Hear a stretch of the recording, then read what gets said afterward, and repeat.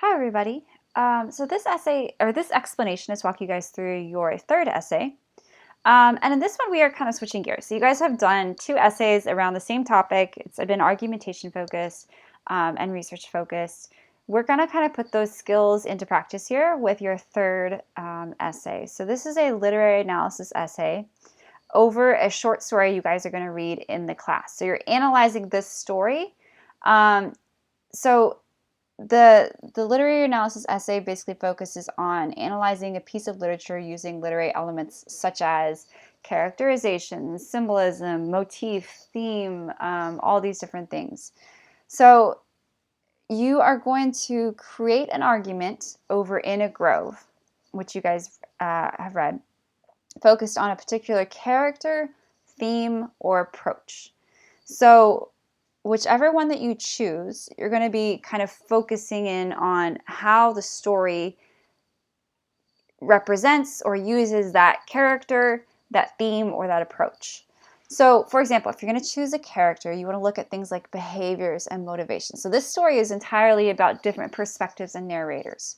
So you want to think about what are the characteristics of that character? How do you know this? What elements help indicate this? Is it how others describe them? Is it imagery? Do any of these characters conflict? Is the character trustworthy? Why might they be telling the truth or lying? What do they stand to gain or to lose? And then what's the background of that character? So what do we know about why they are the way that they are?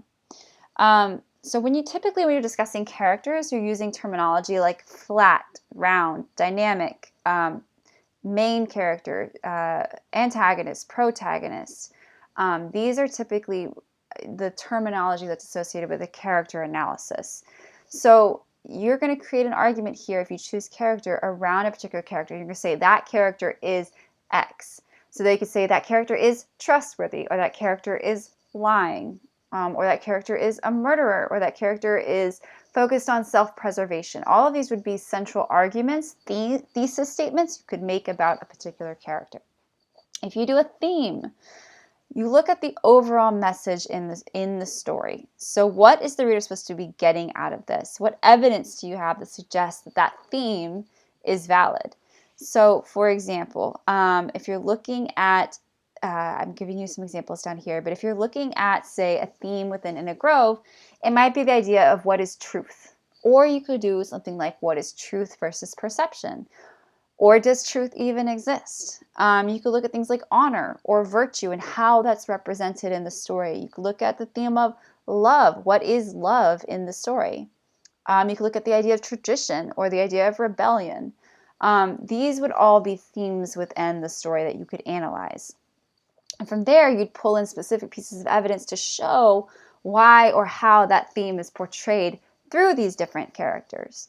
And then the last one is approach. So if you choose to do it through an approach, which we've studied with these sort of critical lenses that we've studied, you could look at how the story is analyzed through that lens. So for example, if you did a historical lens, you could look at how that story is analyzed through the historical lens of the culture itself.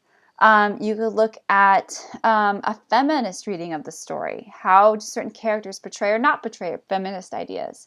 You could look at a psychological reading. I've had students who've argued that one of the main characters is, say, schizophrenic or something like that. You could absolutely do that. You just have to be pulling in specific quotes and pieces of evidence that show why that character is that way. You could also do, say, a new critical reading about a particular symbol, say the tree or whatever it might be within the story. So choose what you are most comfortable with. I've seen really strong essays in all three of these before, but you do want to make sure that you keep it narrow to just one of these options, a character, a theme, or an approach.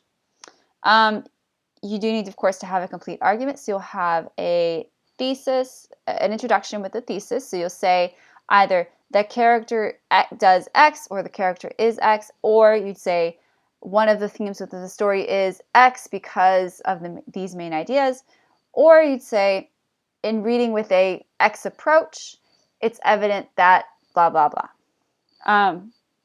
So good introduction, thesis statement, main ideas with evidence, and a conclusion as well. Counter arguments, of course, are always a great idea, but they're not necessarily quite as neatly fit into this as, say, your argumentation essays. So your essay is 3 to 4 pages in length. It's due on Sunday, May 3rd at 11:59 p.m. MLA forwarding is required, plagiarism detection, of course, and make sure that you do the minimum page length as well. All you have to submit with this is a final draft with the bibliography. So make sure you have the In a Grove story cited on the bibliography.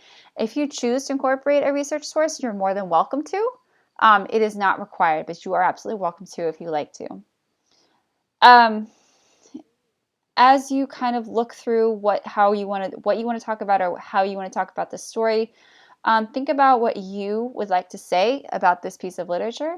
You are in no way limited to these examples. They're just examples.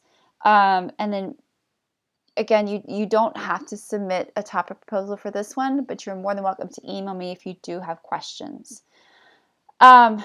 This still is an argument. It's just taking argumentation and applying it to literary analysis. So you do need to have the typical parts of an argument.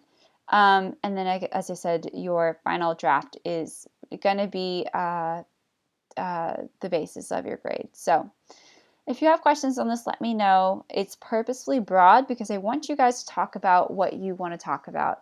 And there's a lot of material through this unit that'll help guide you to get you there.